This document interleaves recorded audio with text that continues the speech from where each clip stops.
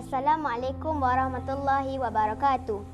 Saya Arisha Masara ingin menceritakan tentang sentuhan emas Raja Midas. Raja Midas bersia-sia di taman. Baginda ternampak seorang tua tidur di bawah pokok. Raja Midas mengejutkan orang tua itu lalu memerintahkannya supaya pulang. Baginda berasa kasihan melihat orang tua yang kelihatan lemah. Ketika Raja Midas hendak pulang, seorang pari-pari muncul. Pari-pari itu sangat cantik. Pari-pari hendak memberi anugerah kepada Raja Midas. Baginda sangat baik hati. Raja Midas berasa terkejut. Raja Midas mahu apa-apa yang disentuh baginda bertukar menjadi emas. Permintaan Raja Midas ditenagai oleh pari-pari. Raja Midas cuba menyentuh rumpun mawar. Rumpun mawar menjadi emas. Baginda berasa gembira. Raja Midas menyentuh pula pokok-pokok bunga yang lain. Semua pokok bunga bertukar menjadi emas. Permintaan Raja Midas telah dikabulkan. Raja Midas berasa sangat gembira. Setiap benda di dalam istana hendak disentuh baginda. Baginda menjadi tamak. Raja Midas berasa sangat lapar. Baginda pergi ke bilik santapan. Baginda mencapai gelas minuman. Gelas dan air minuman menjadi emas. Makanan yang disentuh Raja Midas juga bertukar menjadi emas. Baginda berasa sangat sedih kerana tidak dapat santap. Tiba-tiba, puteri Raja Midas datang lalu memeluk baginda.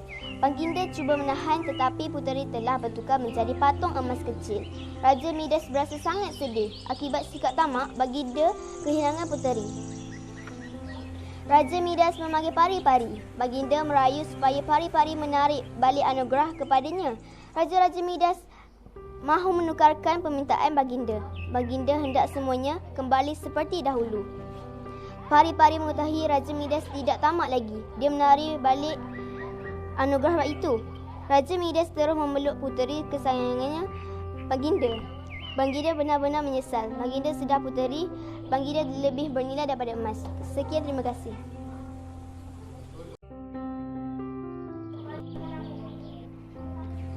Assalamualaikum warahmatullahi wabarakatuh. Nama saya Aulia Izzatun Nisa. Tajuk cerita Memerang yang Baik Hati. Anak sang kambing bermain bola dengan anak sang biri-biri di tepi tasik. Mereka berasa seronok sekali bermain bola. Tiba-tiba anak sang kambing tertendang bola itu dengan kuat sekali. Bola yang ditendang anak sang kambing terjatuh ke dalam tasik. Mereka tidak dapat mengambil bola itu kerana tidak tahu berenang. Kita tidak dapat bermain bola lagi, kata anak sang kambing.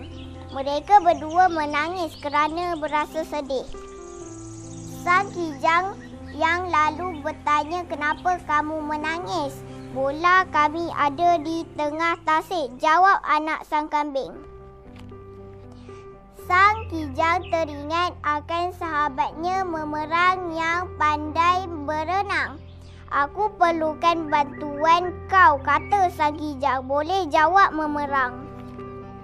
Tolong ambilkan bola di tengah tasik itu, pinta sang kijang. Sebab mahu menolong Memerang terjun mengambil bola itu. Anak sang kambing dan anak sang biri-biri berasa gembira semula. Tamat. Terima kasih. Assalamualaikum warahmatullahi wabarakatuh. Saya Muhammad Adli Hakimi dari Tahun 6 Amanah akan menceritakan tentang The Caring Tree. A long time ago, there was a hog tree. A little boy loved to come and play around it every day. He climbed to the tree top, ate the fruit, and took a nap under its shadow. He loved the tree and the tree loved to play with him. Time went by. The little boy had grown up and he no longer played around the tree every day. One day, the boy came back to the tree and he looked sad. Come and play with me, said the tree asked the boy. I am no longer a kid. I do not play around tree anymore. The boy replied, I want toy. I need some money to buy them. Sorry, but I do not have any money. But you can pick all my fruit and sell them. Then you will have money, said the tree. The boy was so excited. He plucked all the fruit on the tree and left happily. However, the boy failed to come back for a very long time. The tree was sad. One day, the boy, who was now a young man, returned. The tree was excited to see him again. Come and play with me, said the tree. I do not have time to play. I have to work for my family. I need a house for shelter. Can you help me? Asked the young man. Sorry, but I do not have a house. You can chop my branches off to build your house, answered the tree. Oh, thank you, said the man. So the man cut all the branches of the tree and left happily. The tree was left lonely again and sad for a long time. One day the man returned and the tree was delighted. Come and play with me, the tree said. I can take all. Assalamualaikum warahmatullahi wabarakatuh. Nama saya Wana Ariana Arisa binti Wama Azri. Saya dari kelas 5 Amanah. Saya akan berceritakan tentang 3 permintaan. Pemotong kayu suami isteri tinggal di pinggir hutan. Mereka sangat miskin. Pada suatu hari, pemotong kayu pergi jauh ke dalam hutan. Dia tak nampak sebatang pokok yang besar. Dia hendak menebang pokok itu. Tiba-tiba muncul pari-pari kenit. Pari-pari kenit merayu supaya tidak menebang pokok itu. Pokok itu rumahnya. Pemotong kayu berasa kasihan. Dia tidak menebang pokok itu. Sebagai balasan, pari-pari kenit akan menunaikan 3 permintaan pemotong kayu. Pemotong kayu pulang ke rumah. Dia menceritakan kejadian itu kepada isterinya. Isterinya, pemotong kayu, tidak percaya akan ceritanya itu. Dia tak tahu apabila mendengar cerita suaminya. Pemotong kayu hendak mencuba membuat permintaan itu. Pemotong kayu hendak makan malam. Dia meminta isterinya membawa keluar mangkuk sup. Isteri pemotong kayu pula hendak makan sup dengan sosis. Tiba-tiba sosis terhidang di atas meja. Pemotong kayu dan isterinya berasa terkejut. Pemotong kayu marah kepada isterinya kerana meminta sosis. Dia berharap sosis itu melekat di dalam hidung isterinya. Sosis melekat di dalam hidung isterinya. Pemotong kayu.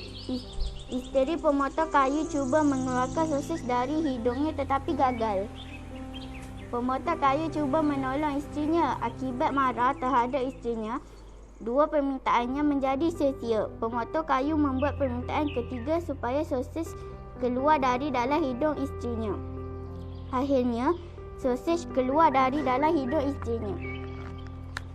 Pemotong kayu dan isterinya makan sup dengan sosis itu rasa syukur. Pemotong kayu dan isterinya tahu mereka boleh meminta sesuatu yang lebih berharga. Namun begitu, mereka lebih utamakan kepada makanan. Selepas kejadian itu, pemotong kayu dan isterinya memulakan kehidupan baru. Mereka hidup aman bahagia.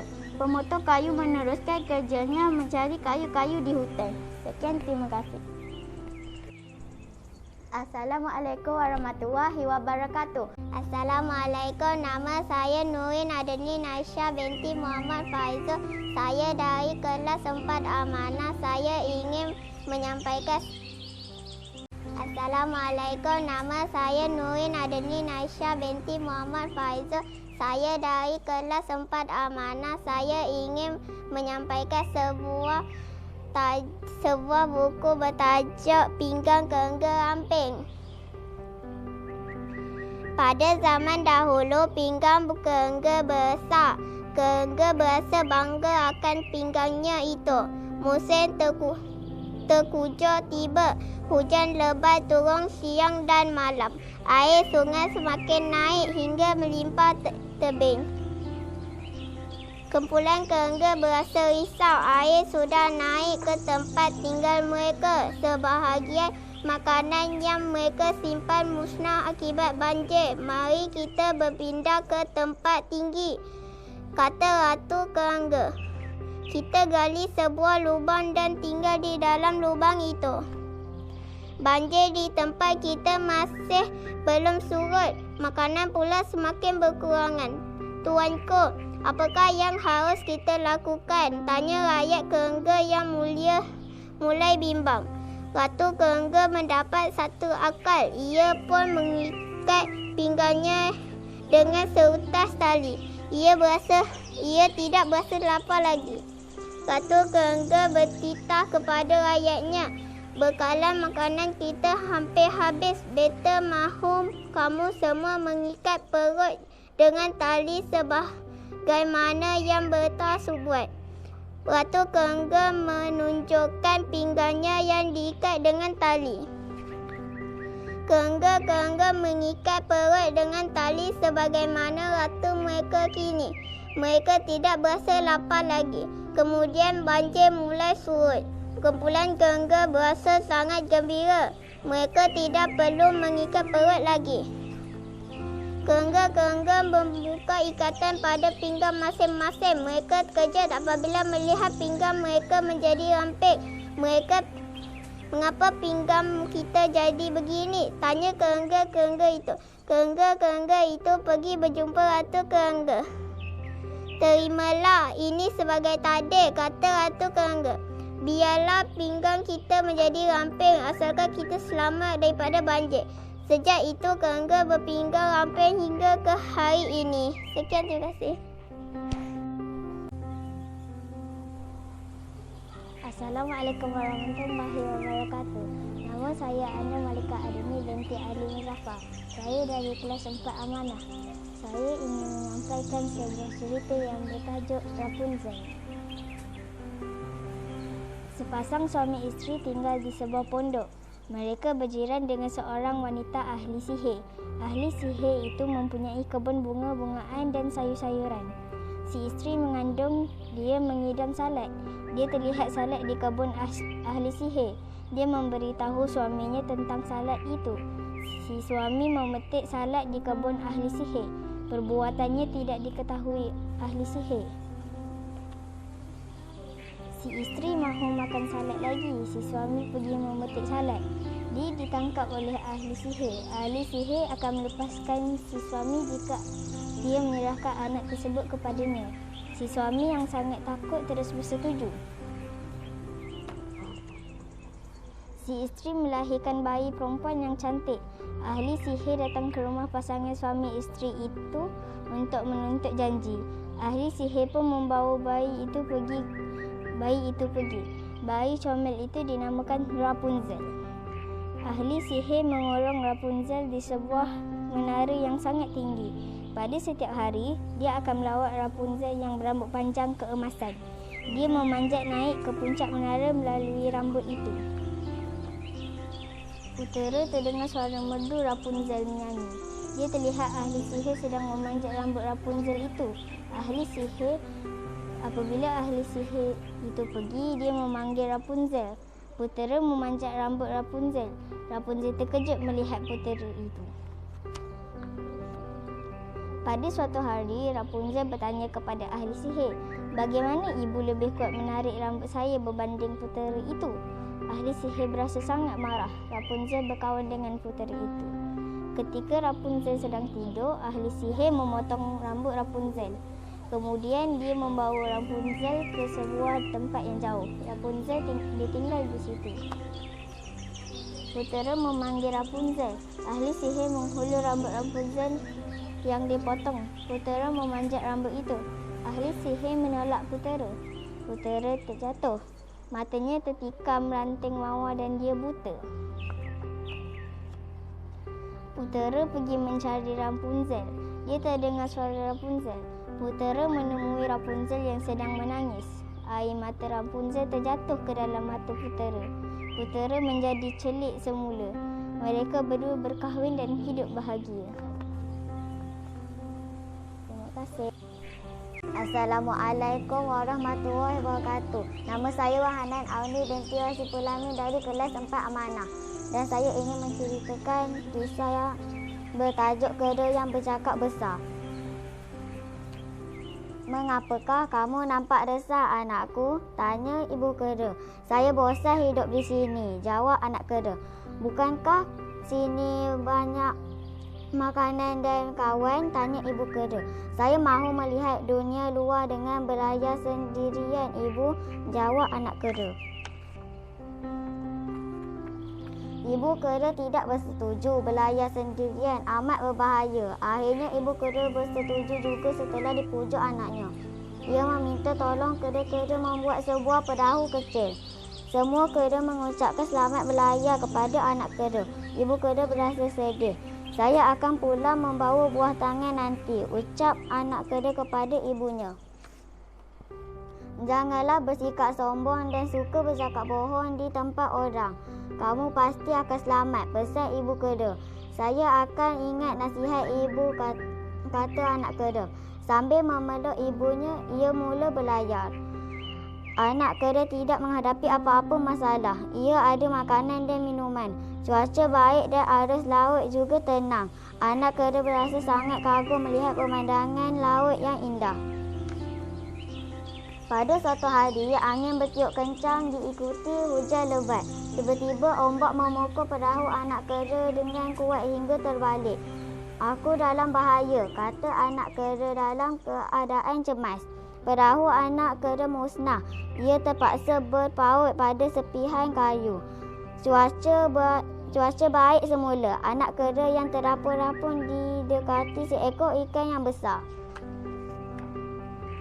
Lompat ke atas badanku, teriak ikan. Anak kera melompat ke atas belakang ikan. Ia berasa lega kerana terselamat daripada bahaya. Ia bertanya ikan mahu membawa ke mana. Ikan mahu membawa anak kera ke sebuah pulau. Aku memang mahu pergi ke situ. Raja mahu mendengar nasihatku, kata kera yang bercakap bohong dan belagak sombong. Aku dihormati penduduk pulau itu. Jika aku lambai, mereka pasti akan datang mengambilku, kata anak kera lagi. Ia terlupa akan nasihat ibu supaya tidak sombong. Nampaknya kau tetamu raja yang sungguh hebat, kata ikan. Sebab itulah raja bersedia mendengar nasihatku, kata anak kera lagi. Tiba-tiba anak kera berasa hairan. Ikan mula menyelam semula ke air. Aku tidak suka menolong kamu. Kamu suka bercakap bohong dan sangat sombong, kata ikan dengan marah. Pulau itu tidak pernah didiami manusia, apatah lagi seorang raja. Assalamualaikum warahmatullahi wabarakatuh. Nama saya Wana Ariana Arisa binti Muhammad Azri. Saya dari kelas 5 Amanah. Saya akan berceritakan tentang 3 permintaan. Pemotong kayu suami isteri tinggal di pinggir hutan. Mereka sangat miskin. Pada suatu hari, pemotong kayu pergi jauh ke dalam hutan. Dia tak nampak sebatang pokok yang besar. Dia hendak menebang pokok itu. Tiba-tiba muncul pari-pari kenip. Pari-pari kenip merayu supaya tidak menebang pokok itu. Pokok itu rumah. Assalamualaikum warahmatullahi wabarakatuh. Nama saya Siti Bakir binti Syadi. Saya dari kelas 5 Amanah. Saya akan menceritakan buku cerita yang bertajuk Bulu Burung yang Berwarna-warni. Pada suatu masa dahulu, bulu burung tidak berwarna-warni. Bulu burung pudar dan tidak menarik. Pada suatu hari, puteri kayangan dan para dayang turun ke bumi. Mereka hendak mandi di sebatang sungai. Puteri kayangan berasa sangat gembira apabila mendengar burung menyanyi. Namun begitu, mereka kelihatan tidak menarik. Puteri kayangan berasa kecewa melihat bulu burung-burung yang pudar. Puteri kayangan hendak menjadikan bulu burung-burung yang berwarna-warni. Ketua dayang pergi menyampaikan pesanan puteri kayangan kepada burung-burung di bumi. Namun begitu, tidak semua burung tahu akan pesanan daripada ketua dayang itu. Pada malamnya, puteri kayangan dan para dayang turun ke bumi. Mereka mengoyakkan kain berwarna-warni menjadi pecah-pecah. Pecah-pecah kain itu ditabur dan dibiarkan tersangkut pada ranting dan dahan pokok. Embun membasahi pecah-pecah kain itu. Warna pada pecah-pecah kain yang basah melekat pada ranting dan daun-daun pokok. Pada pagi itu, kumpulan burung menggeser-geser tubuh mereka pada cecair warna yang melekat pada ranting dan daun itu. Merak tiba awal ke tempat itu. Ia menyapu pelbagai warna pada bulunya. Bulu merak menjadi sangat cantik dan berwarna-warni. Ia berasa gembira dan bangga memiliki bulu yang berwarna-warni. Bangau dan Gagak mendapat tahu rancangan Puteri Kayangan apabila melihat warna pada bulu burung-burung yang lain. Ketika Bangau dan Gagak sampai, cecair warna yang tinggal hanya putih dan hitam. Sejak itu, bulu burung berwarna-warni. Bulu merak paling cantik dan berwarna-warni. Gagak mempunyai bulu berwarna hitam dan Bangau pula mempunyai bulu berwarna putih. Sekian, terima kasih.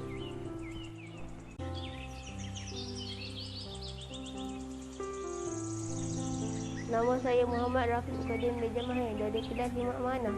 Ini menceritakan tajuk Nabi Saleh alaihi wasallam.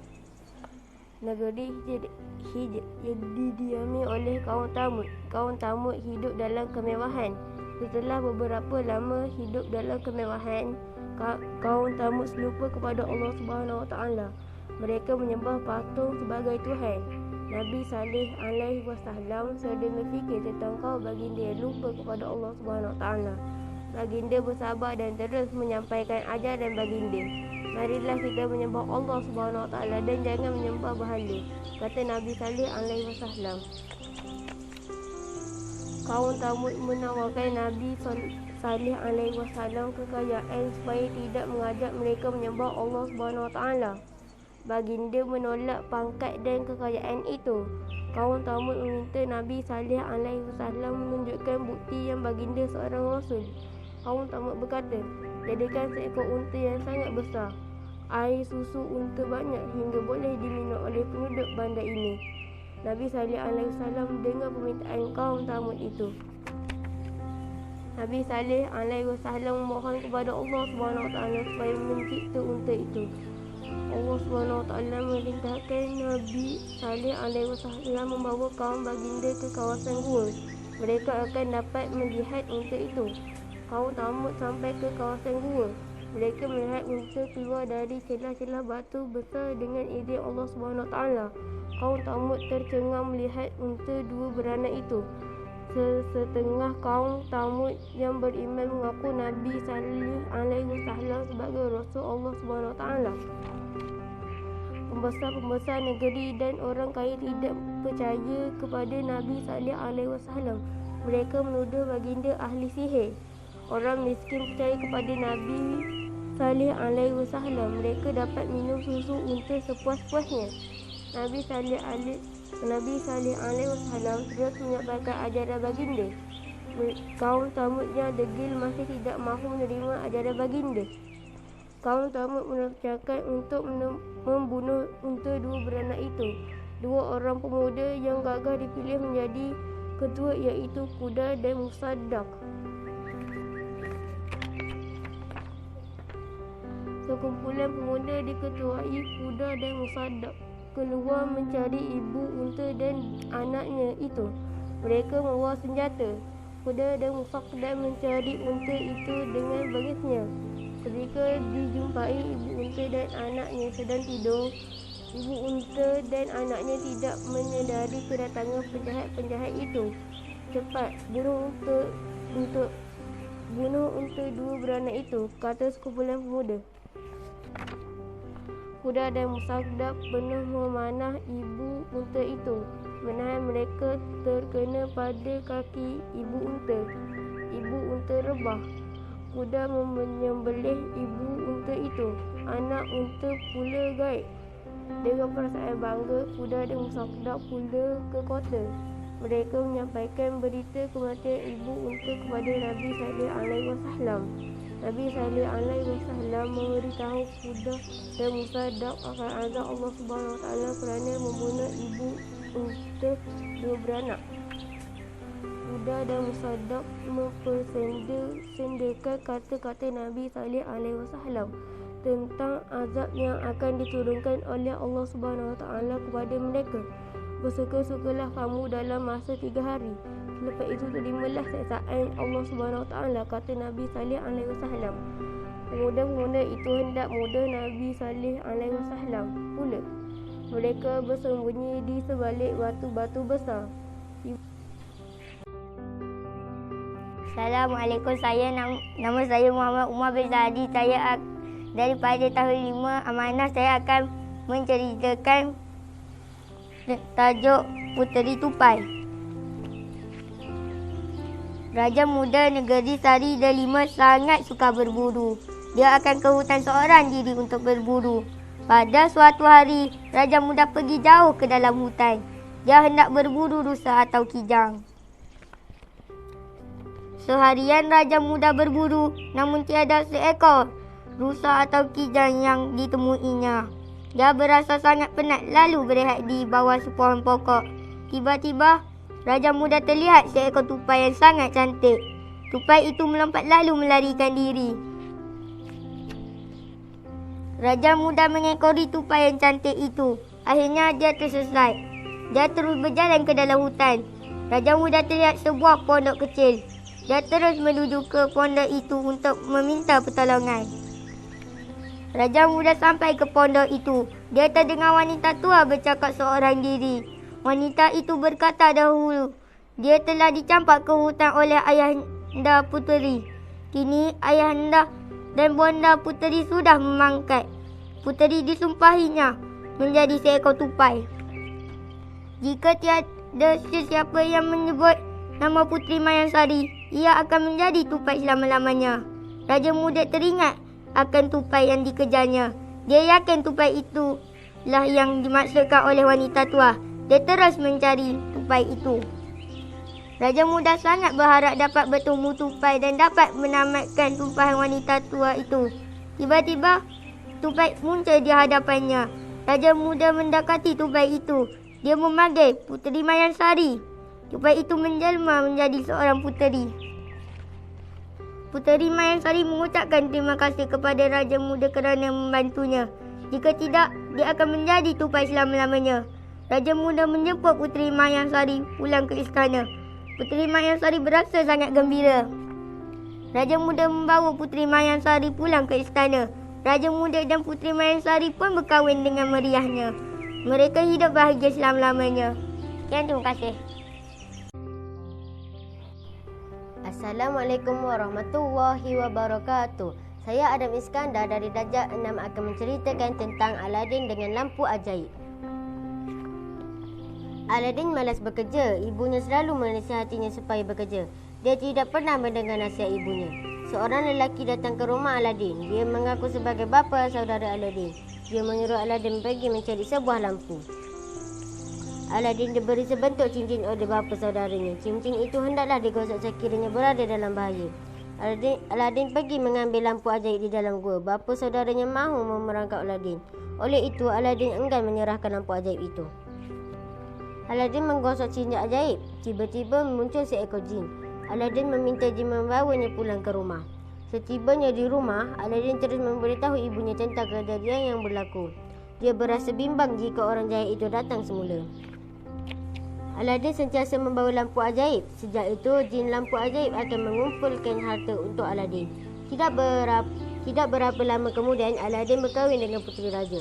Mereka tinggal di istana. Orang jahat mengetahui Aladin berkahwin dengan puteri. Dia pun menyamar sebagai penjual lampu. Orang jahat itu mahu mencari lampu ajaib. Dia pun pergi ke istana dan menemui puteri. Puteri tidak tahu tentang perihal lampu ajaib itu. Puteri menukarkan lampu ajaib dengan lampu yang baru. Orang jahat berjaya memiliki lampu ajaib itu. Orang jahat menyuruh jin lampu ajaib membawa istana Aladin ke hujung dunia. Aladin berasa sangat terkejut kerana istana, isteri serta ibunya telah hilang. Aladin menyuruh jin cincin ajaib membawanya ke tempat lampu ajaib. Jin membawa ke rumah orang jahat itu. Aladin merampas semula lampu ajaib daripada orang jahat itu. Dia menyuruh jin lampu ajaib membawa orang jahat ke tempat yang sangat jauh. Aladin menyuruh jin lampu ajaib membawa isteri serta ibunya pulang. Mereka berasa gembira kerana terselamat daripada orang jahat. Sejak itu, Aladin dan isteri hidup aman bahagia selama-lamanya. Sekian, terima kasih. Assalamualaikum warahmatullahi wabarakatuh. Saya Nur Aina Balkis akan menceritakan Tidak Tahu Membalas Budi. Ada seorang pemuda bernama Jalil. Jalil pergi menangkap ikan. Tiba-tiba dia ternampak 3 ekor memerang sedang mencari ikan. Jalil suka melihat kelakuan memerang-memerang itu. Dia menangkap salah seekor daripada memerang-memerang itu. Jalil berasa gembira kerana mempunyai seekor memerang. Dia menjaga memerang itu dengan baik. Apabila keluar menangkap ikan, Jalil akan membawa memerang. Dia mengajar memerang cara menangkap ikan. Akhirnya memerang sudah pandai menangkap ikan. Jalil mendapat ikan yang sangat banyak. Jalil tidak perlu bersusah payah menggunakan jala untuk menangkap ikan lagi. Dia sangat sayang kepada memerangnya. Pada setiap hari, memerang akan keluar mencari ikan. Jalil mula menjadi seorang yang pemalas. Dia hanya menunggu ikan dibawa oleh memerang. Pada suatu hari, memerang hanya membawa pulang seekor ikan. Jalil berasa marah kepada memerangnya. Ikan di sungai semakin berkurangan. Pada hari itu, memerang pulang tanpa membawa seekor ikan. Jalil memukul memerang dengan sebatang kayu. Walaupun cedera, memerang tidak melarikan diri. Ia terus cuba menangkap ikan lagi. Namun begitu, memerangnya gagal memperoleh seekor ikan. Jalil hilang sabar. Dia memukul memerang hingga mati. Kini Jalil terpaksa menangkap sendiri ikan. Malangnya tiada seekor ikan pun dapat ditangkap. Barulah Jalil sedar di situ tiada ikan lagi. Dia mencari ikan di kawasan lain pula. Dia berasa sangat hampa. Jika memerang masih hidup, Jalil tidak perlu bersusah payah mencari ikan. Dia teringat akan memerangnya. Jalil berasa menyesal, namun begitu semuanya sudah terlambat. Inilah balasan kepada orang yang tidak mengenang jasa makhluk lain. Sekian, terima kasih. Assalamualaikum warahmatullahi wabarakatuh. Saya Puteri Nurhayati Suha daripada kelas tahun 6. Saya hari ini akan menceritakan tentang kerana tidak sedia. Anak buaya dan anak monyet berkawan baik. Mereka selalu bermain bersama-sama. Biasanya anak buaya akan bermain-main di tepi sungai. Anak monyet pula melompat-lompat di atas pohon jambu di tepi sungai. Sesekali anak monyet akan mencampakkan buah jambu kepada anak buaya. Sesekali pula anak monyet duduk di atas belakang anak buaya. Anak buaya membawanya bersia-sia di sepanjang sungai itu. Begitulah rapatnya persahabatan antara anak buaya dan anak monyet. Ibu buaya sakit. Pada suatu hari, ibu anak buaya sakit. Bapa buaya segera memanggil dukun buaya. Penyakit isteri kamu boleh sembuh. Syaratnya, kamu harus memberi isteri kamu makan hati monyet. Bapa buaya pun memanggil anak buaya. Anak buaya disuruh mencari hati monyet. Sebenarnya dukun buaya itu berbohong. Dia marah melihat anak buaya berbaik-baik dengan anak monyet. Baginya kumpulan buaya tidak boleh berkawan dengan haiwan lain. Esoknya anak buaya menemui anak monyet. Anak monyet gembira melihat sahabatnya. Mengapa kamu tidak datang semalam, wahai anak buaya? Aku terpaksa menolong ayahku. Anak buaya mencari akal untuk menyuruh anak monyet ke tempatnya. Anak buaya mengajak anak monyet duduk di atas belakangnya. Kemudian anak buaya pun berenang menuju ke tempatnya. Kita hendak ke mana, anak buaya? Sebenarnya anak monyet, aku terpaksa membawa kamu ke tempatku. Ibuku sakit, kata dukun. Hanya hati monyet yang dapat mengobati penyakitnya itu. Anak monyet sangat terkejut. Anak monyet akan mati jika hatinya diambil. Dia berfikir untuk menyelamatkan diri. Akhirnya dia mendapat satu akal. Anak monyet memberitahu anak buaya bahawa dia telah meninggalkan hatinya di atas pohon jambu. Setelah mendengar kata-kata anak monyet itu, anak buaya pun berenang ke tebing sungai semula. Sebaik saja tiba di situ, anak monyet segera melompat ke atas pohon jambu. Cepatlah serahkan hatimu itu supaya aku dapat mengerti ibuku. Wahai anak buaya, sebenarnya kamu sudah aku tipu. Hatiku ada di dalam badanku. Aku tidak menyangka bahawa kamu sanggup membunuh aku. Mulai hari ini aku tidak mahu berkawan denganmu lagi. Anak buaya amat menyesal. Kini dia tidak mempunyai kawan lagi. Anak buaya pun berenang dari situ. Sekian, terima kasih.